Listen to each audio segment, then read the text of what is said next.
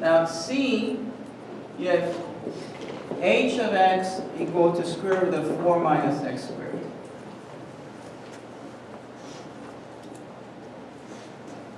This one, it's better if you can figure out the graph. Okay. Let's try to draw this, and if you draw the graph, then the domain and the range will be very clear.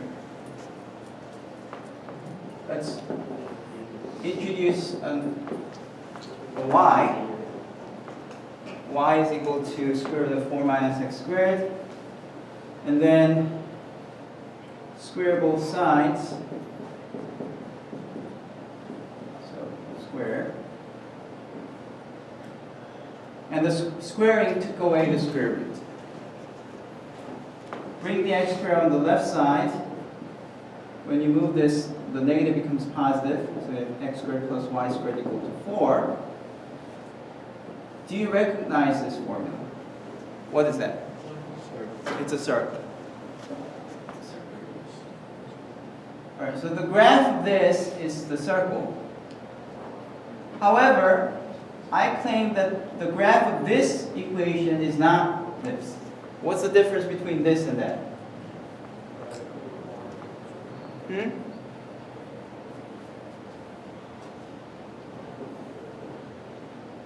I mean, if you went back, if you were given this and you solve for y, what would you do? First, move the x squared to the other side, right?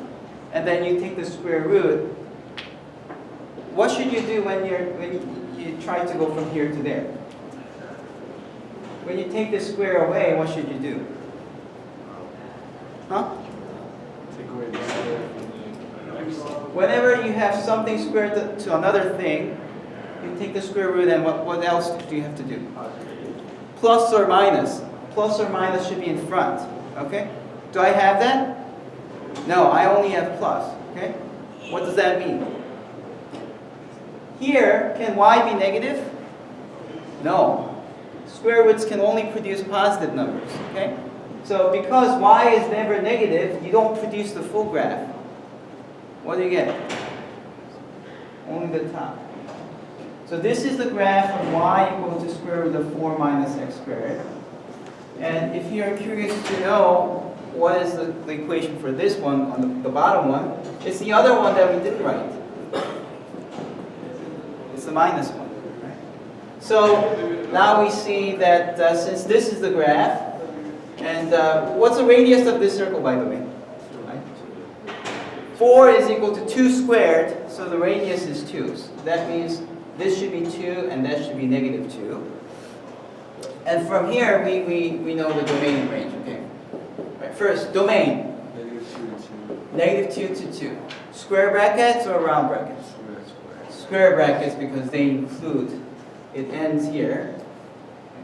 So, for example, you're allowed to plug in 2 to this function without any trouble.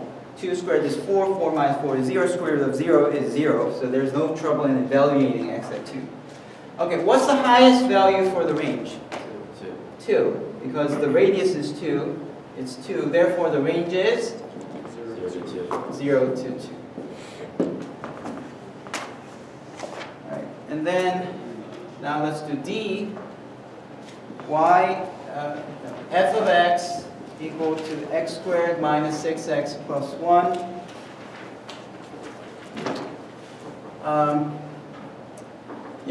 Again, you want to draw the graph. And since it's a parabola, the most important thing that you have to do is to locate the vertex. Do you know how to locate the vertex when you're given a quadratic function?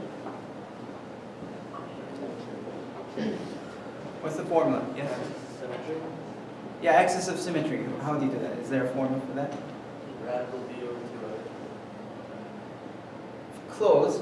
It's negative b over 2a. Yeah. That was close. So negative b over 2a is what we call the axis of symmetry for a quadratic function. And because the vertex is right at the axis of symmetry, we can first compute this, which is a negative of negative 6 over 2 times 1. And that's just equal to 3, right? So x is equal to 3. The vertex has the x coordinate 3. Now, what else? What's the y value when x is 3? You plug this into the function. That's the y value, right? So 3 squared is 9, 3 times 6 is 18, plus 1, that's negative 8.